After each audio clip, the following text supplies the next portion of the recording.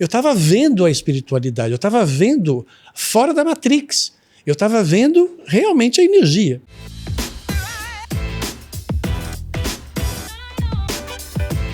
Desse entendimento que você teve muito cedo, até você chegar a fazer... Vou dar um salto aqui, mas vou ser filósofo. Como que é? Por que a filosofia? Então, o meu ensaio filosófico começou muito cedo, né? Então é daí que está a minha base filosófica, tá? Porque todos nós, um dia na nossa vida, vamos questionar a vida e a existência. Nesse instante, nós vamos fazer o nosso ensaio filosófico. A filosofia é o questionar do porquê da existência, né? E esse ensaio eu já fiz desde, conforme eu relatei nesses pequenos episódios, já começou o meu questionamento, né? Muito cedo. Muito cedo, muito cedo. Também porque eu nasci com alguma, eu chamo de habilidade, eu não gosto de chamar de dom, porque eu não gosto de idolatração e também não gosto que as pessoas sintam que eu sou superior a elas, porque para isso é uma perspectiva do ego. E quando você está conectado à alma e o ente, não existe superior ou inferior. Cada um está no seu processo, que está tudo certo, não existe esta hierarquia desassociativa que gera uma sensação de inferioridade e superioridade, que gera uma distinção e que faz alguém se sentir mal por ser inferior e alguém se sentir muito bom porque é superior. Como se estivesse num pedestal. Como se estivesse num pedestal, exatamente. Então eu sempre tive esse cuidado. E esse meu dom foi o dom de poder... Eu comecei a ver por conta da minha sensibilidade, porque eu me interessei sempre, né? Eu lembro que eu achei um livro na escola, e aí quando eu achei um livro sobre o hinduísmo, que no fundo remete a um pouco daquilo que eu gosto muito da espiritualidade, porque remete às minhas raízes genéticas, raízes, porque eu acredito em vidas passadas, de outras vidas que eu vivei. Quando eu olhei aquele livro, eu disse assim, nossa, isso aqui, eu já conheço isso daqui. E eu vi aqueles vórtices, aqueles que eu chamava de redemoinho, porque eu não sabia qual era o nome, porque eu via, às vezes, rodando um negócio na frente das pessoas. E eu não entendia o que era aquilo. Perguntava para minha mãe achou que eu tinha problema de visão, fui no oculista, não era. Fui em vários, não tinha problema nenhum, mas eu não via sempre, mas de vez em quando eu via. Via manchas escuras, via umas coisas navegando assim no meio, que era energia, eu não entendia o que era isso, eu tinha 7 anos de idade, né? Então, ou seja, todos nós que temos essas habilidades, né, diferenciadas do entre aspas, normal, ou do ordinário, da concepção da estrutura do ser humano, nós vamos nos sentir diferentes. Como todo ser humano vai se sentir diferente, mesmo que ele não tenha essas habilidades, né?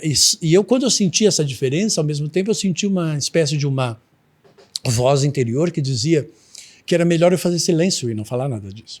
Então, para mim, aquilo foi como se alguma coisa eu já tinha trazido sem eu ter consciência disso, né? E por conta disso, aquilo passou a ser algo que iria se incorporar na minha vida. Aí eu comecei a procurar a espiritualidade no sentido de tentar entender o que estava acontecendo comigo de uma forma solitária, sozinho, né? Sem nenhuma referência. Então você se sente completamente perdido no meio daquela situação. E eu acho que todos nós vamos nos sentir perdidos em algum momento da nossa vida, da nossa existência, porque faz parte.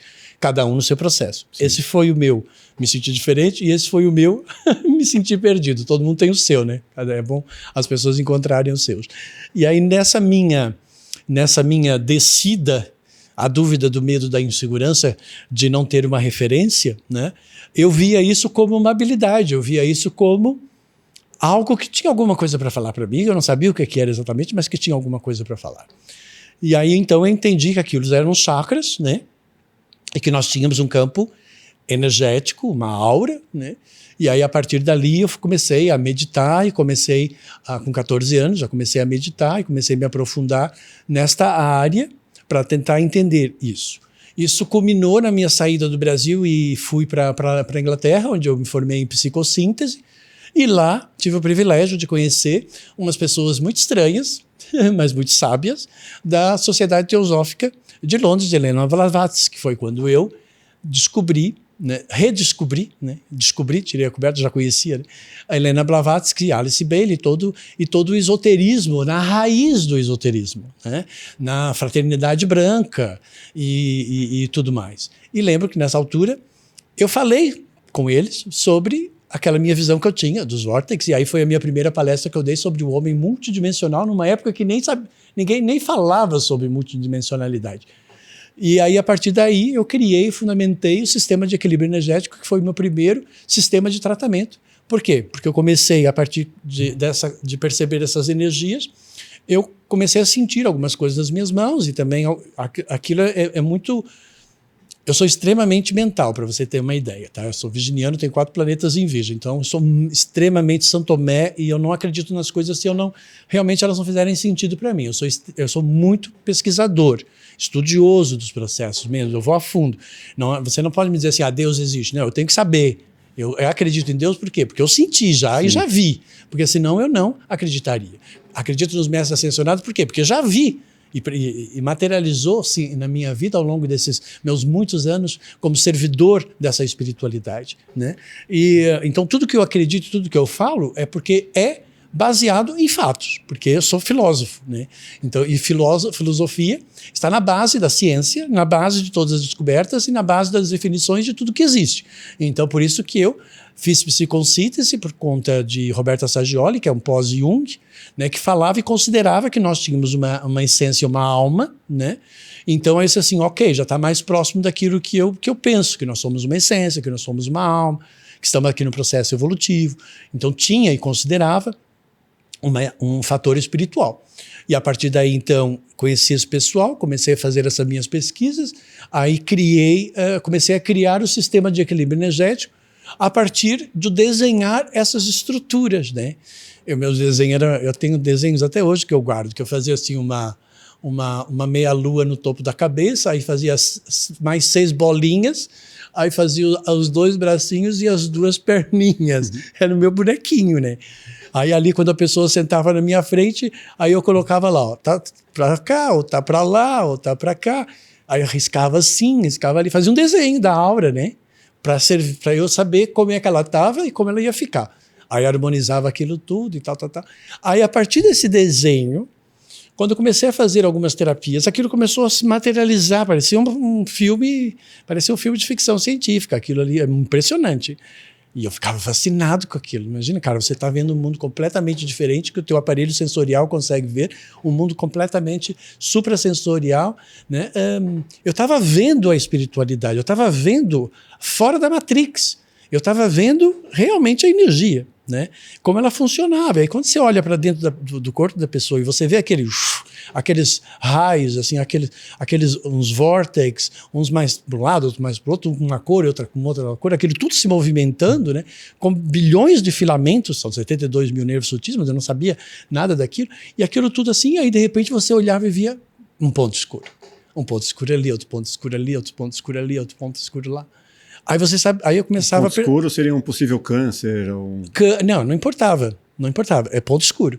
A densidão não importa se é um câncer ou se é, sei lá, um mioma ou o que for. É um bloqueio, né?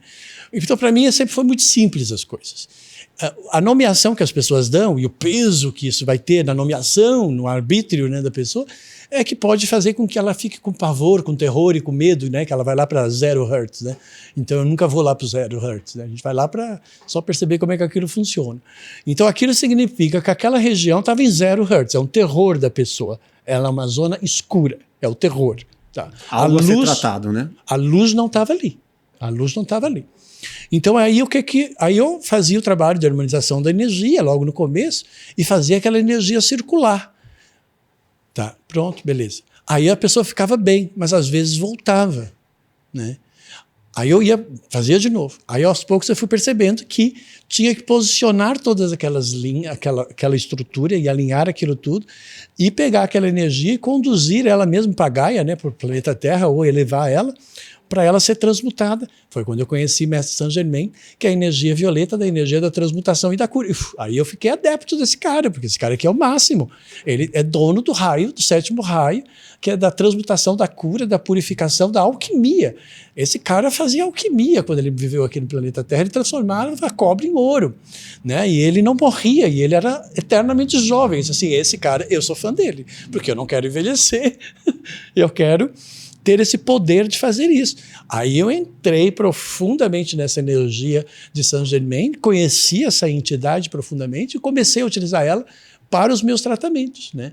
Então, são mais de 35 anos que eu trabalho com a frequência vibratória do Mestre Saint-Germain da energia violeta de uma forma prática, direta e objetiva, como uma medicina bioenergética para ajudar o próximo a se libertar dessas máculas. Mácula por quê? Porque também sempre fui muito adepto da Virgem Mãe, da Virgem Santíssima, e ela, dentro dos meus processos espirituais, né? Porque, assim, esse universo que eu estou falando para você, talvez para você pareça assim, uma coisa muito além, né? Mas para mim sempre foi algo muito real, né? Muito real. Além disso, claro que eu tenho meu trabalho, vivo, faço a minha vida no plano terreno, tá tudo certo. São dois, é como se fossem duas verdades, é você na Matrix e fora da Matrix. E eu tinha essa habilidade, comecei a desenvolver essa habilidade de entrar e sair, ligar e desligar. Se você gostou desse corte, com certeza vai gostar do episódio completo. Vá aqui na descrição, pegue o link e saiba muito mais sobre espiritualidade e sobre a constante luta entre o bem e o mal com Carlos Florencio. Se inscreva no nosso canal, deixe seu like e até o próximo Plugado Podcast. Valeu!